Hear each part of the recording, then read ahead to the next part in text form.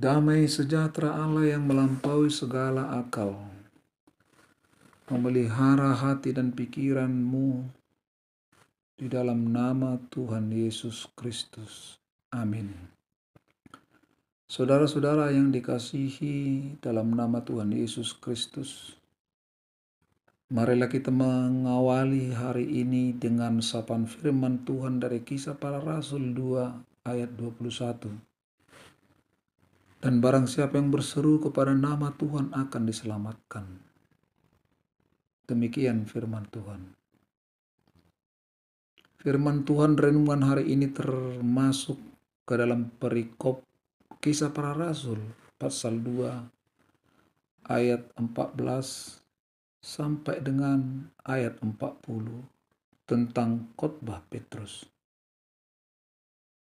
Khotbah Petrus ini ketika tiba saat hari Pentakosta, yang pada saat itu semua orang percaya berkumpul di satu tempat.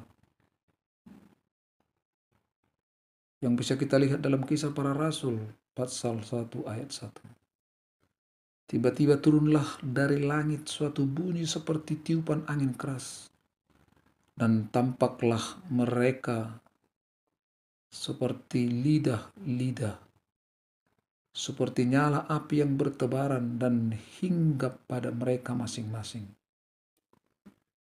Maka penuhlah mereka dengan Roh Kudus. Lalu mereka mulai berkata-kata dalam bahasa lain, seperti yang diberikan Roh itu kepada mereka untuk mengatakannya. Orang banyak menyaksikan hal itu yang ada di sekeliling mereka, tercengang dan heran karena orang banyak yang menyaksikan hal itu mendengar bahasa mereka. Pada saat itu bangkitlah Rasul Petrus berdiri dengan ke-11 rasul itu, dan dengan suara nyaring Petrus menyampaikan khotbahnya.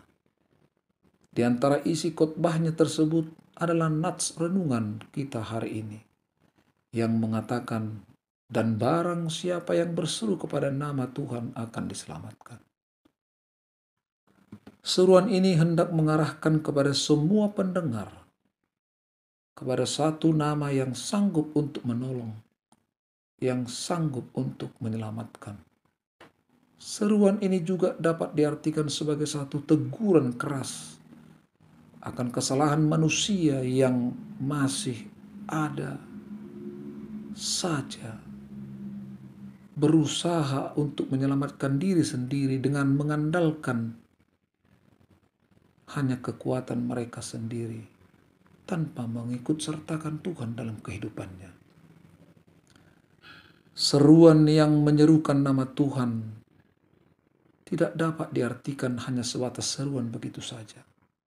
Akan tetapi seruan yang mengandung makna rohani.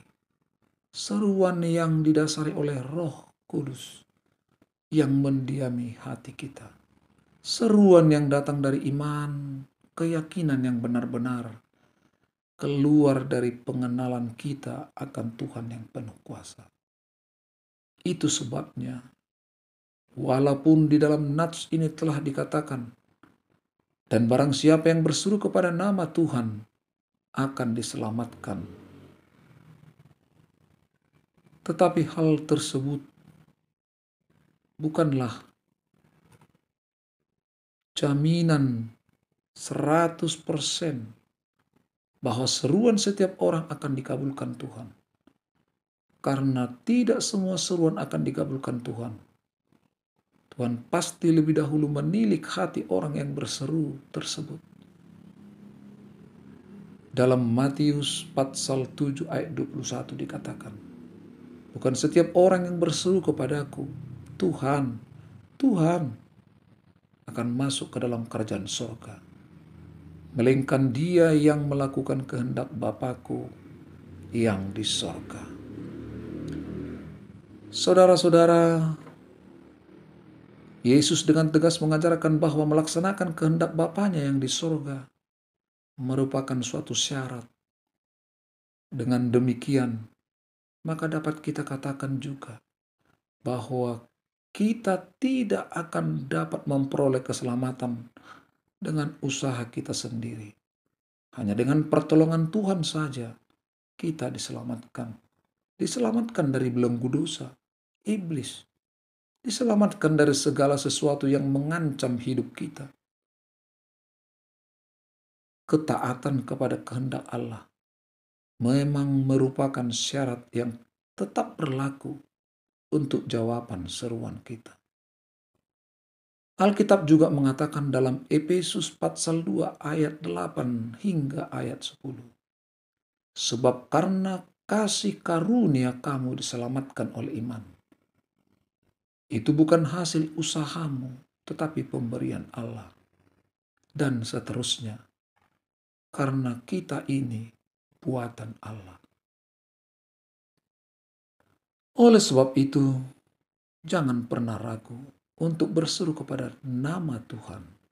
Karena Tuhan Allah menyediakan kemampuan di dalam diri kita.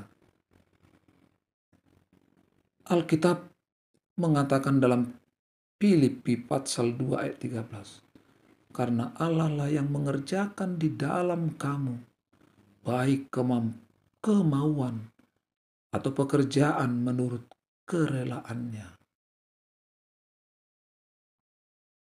Tuhan memberkati kita. Amin.